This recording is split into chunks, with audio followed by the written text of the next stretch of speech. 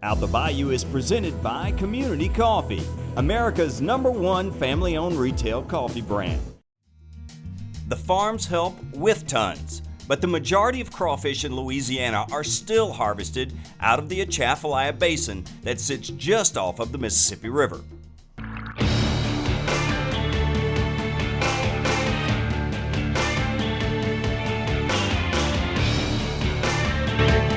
Mayor, I'm still trying to figure out how you find your traps. I can have 500 trapped in the water and not put one mark on them and not lose one. Oh yeah, there's some. And this is more normal, but it should really and truly be even better than this. Mm-hmm. The water quality, you're looking like 6, 7, 8, 10 pound of trap right here. Water quality is not there. And I hung this trap and it has a few crawfish and they're alive. So we're fortunate there. The mayor is saying we are fortunate because water quality in the basin, oxygen-wise, has been bad of late. Water level in the basin has remained very high for months, and without a fall or a movement of water in and out, oxygen levels are depleted. When this happens, fish and crawfish will have to move to better conditions, or as we saw in some traps, just die. It's strictly attrition by no oxygen. Where you'd have quality of water, you'd have this thick of crawfish in it. I don't bait them back. I'm not gonna bait them to keep killing them. Yeah. When it gets right, I'll come back bait them. Due to man-made diversions and silting, backwater swamps such as where we are now are created by trapped water.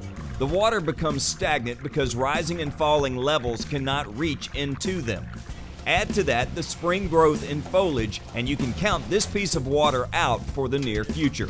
Now, don't get discouraged. The Atchafalaya Basin is 20 miles wide and 150 miles long. So there is plenty of places water can move through, and because of the late fall in water, should push a good crawfish harvest all the way into July. When the water first comes from the swamps up north, when it comes out, you have very, very good water. Now this is actually a part of the food chain, where a lot of people don't realize that. This right here, early in the season, that's how I look for crawfish.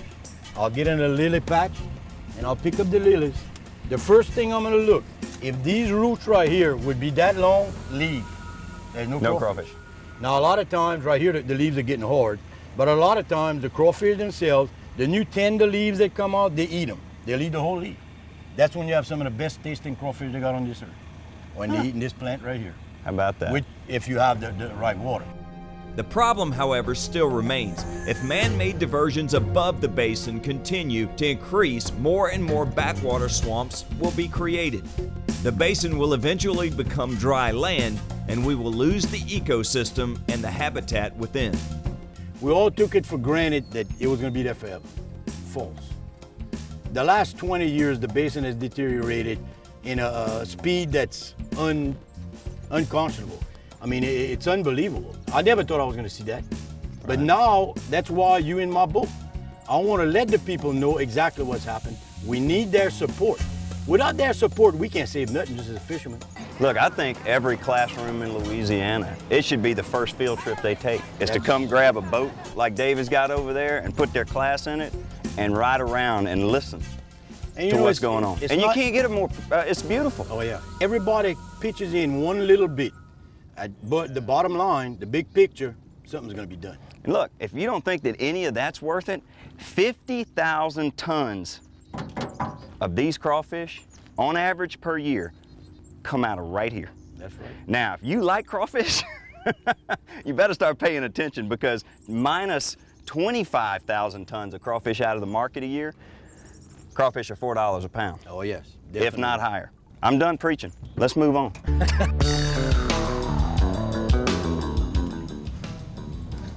I don't know how he finds his traps. Because when I tell you, we're in it, we're in it.